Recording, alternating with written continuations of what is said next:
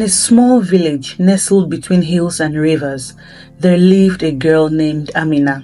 Her life, though simple, was filled with the warmth and love of her parents. Amina was the only child of her mother, Adama, and father, Musa, who cherished her like the most precious jewel. The people of the village knew Amina as a bright, joyful child whose laughter could melt even the coldest hearts. Her days were filled with laughter of children playing in the fields, the comforting smell of her mother's cooking, and the gentle wisdom her father would share by the fireside in the evenings. But life, as cruel as it can be sometimes, took a dark turn. Amina was only 12 years old when tragedy struck. Her father, Musa, was a fisherman, well respected by the village. One day, he went out to sea and never returned.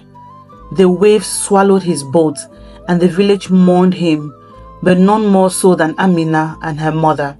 Musa had been their rock, their protector. Without him, the world suddenly seemed colder, and the air, once filled with his laughter, now felt heavy with sorrow. Adama, heartbroken but strong, tried her best to provide for Amina. She worked long hours in the village market, selling vegetables and fruits, but sadness has a way of draining the strength from even the strongest hearts. Just a year after Musa's death, Adama fell ill. Her body grew weak, her voice soft, and soon after, I was left standing alone by her mother's grave, weeping with no one to wipe away her tears. The village people whispered, "What will happen to this poor child?" Amina's father's relatives, led by her uncle Sani, came to the funeral. They put on the mask of concern, offering condolences and patting Amina on the back. But behind their eyes, something cold flickered. A darkness that Amina, in her innocence, couldn't understand. Uncle Sani, her father's older brother, took Amina by the hand and said, "You are now my responsibility. You will come live with us." And just like that, Amina's life was uprooted. At first, Amina thought she would be safe in her uncle's house. But life in her new home was nothing like the life she had known with her parents. Sani's wife, Auntie Kumba, treated Amina like a servant. "You think you are special because your father was well loved?" she would sneer. "Here, you are nothing.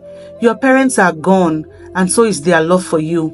Every morning, before the sun rose, Auntie Kumba would make Amina with harsh words. "Go and fetch water from the river, sweep the compound, and clean the house. You eat the food in this house, don't you? Then work for it." Amina's hands, once soft and innocent, became rough from carrying heavy water pots and scrubbing floors until her knees ached. She worked tirelessly from dawn to dusk, but no matter how much she tried, it was never enough. Her cousins, who were around her age, mocked her. "Look at that orphan girl," they would say.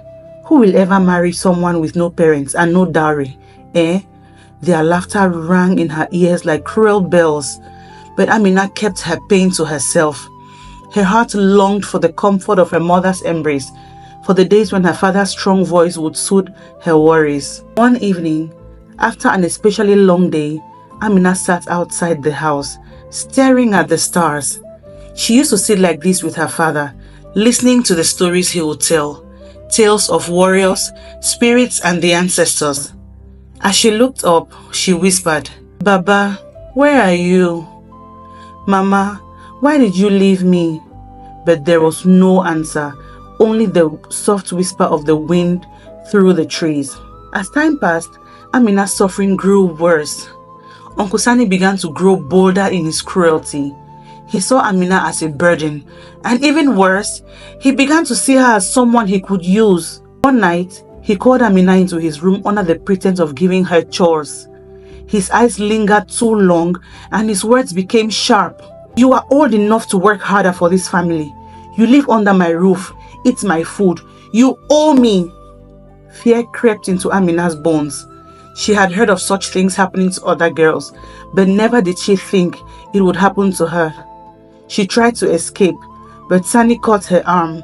His grip was like iron. Amina's screams pierced the night, but no one came to help her. Auntie Kumba heard her cries but did nothing, turning a blind eye to the evil happening under her own roof. Thanks for listening this far. If you enjoy the story, please click the like button, leave your comments, click on the share button and share with your contacts. Also, please subscribe and turn on your post notification for further videos. Thank you. Now, back to the story. That night, Amina's spirit broke. She was no longer the joyful girl she once was. Her soul, which had once been full of hope, became shadowed by fear and pain. The light in her eyes dimmed. Days turned into weeks, and weeks into months. The abuse continued in silence, and Amina was trapped in a cycle of torment. Every night, she prayed for an escape, but her prayers seemed to fall on deaf ears. The village saw her suffer, but no one dared intervene.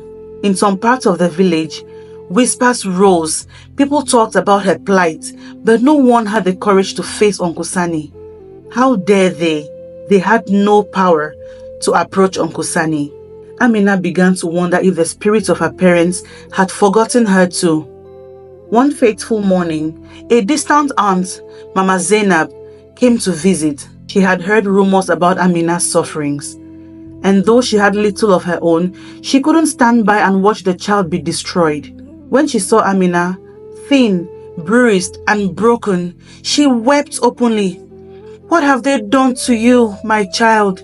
she cried, her heart heavy with sorrow. Mama Zainab was a widow with little money, but she took Amina away from that house, rescuing her from the jaws of cruelty. With Mama Zainab, life was still hard, but it was full of love. Amina no longer feared the night, no longer jumped at every shadow. Slowly, the scars on her body and heart began to heal.